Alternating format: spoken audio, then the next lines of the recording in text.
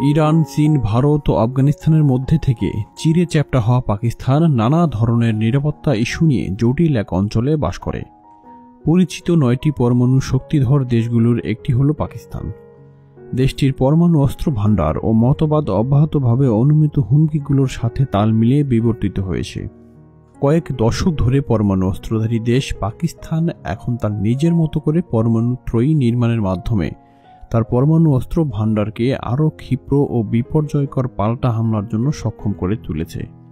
ভারতের সাথে প্রতিদ্বন্দ্বিতার প্রথম দিনগুলিতে তথা 1950-এর দশকে পাকিস্তানের পরমাণু কর্মসূচির সূচনা ঘটে। 1965 সালে জুলফিকার আলী ভুট্টো একটি কথা স্মরণীয় হয়ে আছে, ভারত যদি বোমা বানায় তবে আমরা ঘাস পাতা খেয়ে থাকবো, এমনকি না খেয়ে থাকবো, তবু আমরা পরমাণু বোমা বানাবো।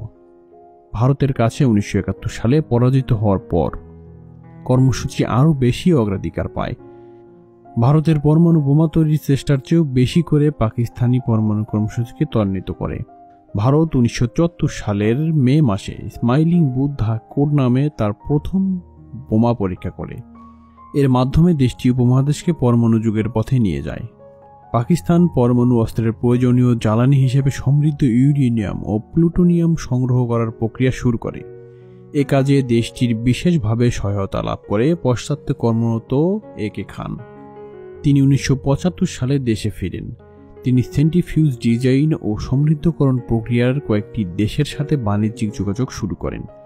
ইউরোপিয়ান দেশগুলোও পাকিস্তানের কর্মসূচিকে সমর্থন করে এই ধারণায় যে পাকিস্তান কর্মসূচিটি বেসামরিক প্রয়োজন পূরণের জন্য, কিন্তু অল্প সময়ের মধ্যেই পাকিস্তানের আসল উদ্দেশ্য পরিষ্কার হয়ে যায়।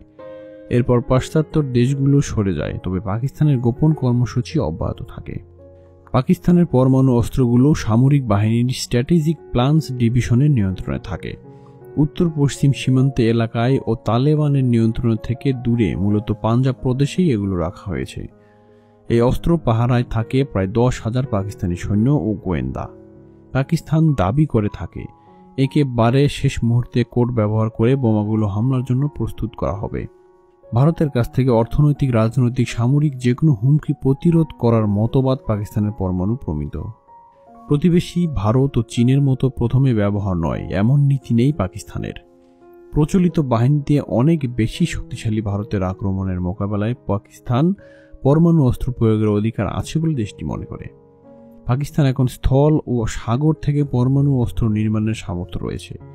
আমেরিকার নির্মিত F-16A ও ফ্রান্সের মিরেজ জঙ্গি বিমানকে সংস্কার করে এগুলোকে পরমাণু বোমা ব্যবহার উপযোগী করে তুলেছে পাকিস্তান। এসব বিমান ভারতের শহর ও অন্যান্য এলাকায় বোমা হামলা চালাতে পারে। স্থলভিত্তিক হামলা করা যায় ক্ষেপণাস্ত্রের মাধ্যমে। চীন ও উত্তর কোরিয়ার নকশায় পাকিস্তান তার ক্ষেপণাস্ত্র ব্যবস্থাকে উন্নত করেছে। হাতব সিরিজের ক্ষেপণাস্ত্রের মধ্যে রয়েছে হাতব 3, হাতব 4, হাতব 5 আর হাতব 6 পাল্লা 1242 মাইল, শাহিন ক্ষেপণাস্ত্র পাল্লা 1708 মাইল। এগুলো ভারতের নিকোবর ও আন্দামানেও হামলা চালাতে পারবে। এই ক্ষেপণাস্ত্র স্থল ও সাবমেরিনেও ব্যবহার করা যায়। গত জানুয়ারিতে পাকিস্তানের বাবুর 3 পরীক্ষা করেছে। এটি পাকিস্তানের পরমাণু সরবরাহ ব্যবস্থাকে সবচেয়ে টেকসই মাত্রা দিয়েছে। পাকিস্তান কেবল ভয় দেখানোর জন্য নয়, পরমাণু যুদ্ধ করার জন্যই তারা পরমাণু বোমার শক্তি সঞ্চয় করেছে। পাকিস্তান ও ভারত স্পষ্টভাবেই এমন এক পরমাণু অস্ত্র প্রতিযোগিতায় লিপ্ত রয়েছে যা স্নায়ুযুদ্ধের কথাই স্মরণ করিয়ে দেয়। ভারত ভয় পায় পাকিস্তানের পরমাণু বোমাকেই, কারণ ভারতের যে জনসংখ্যা তাতে পাকিস্তানের সাথে পরমাণু যুদ্ধে লিপ্ত হলে ভারত একদম ডাল হয়ে যাবে এবং পাকিস্তানও শেষ হবে, কারণ পরমাণু যুদ্ধে কেউই বিজয় লাভ করে না। যদিও যুদ্ধ লাগলে ক্ষতি পুরো এশিয়া মহাদেশে ছড়িয়ে পড়বে, বাংলাদেশেও পড়বে এই হুমকিতে।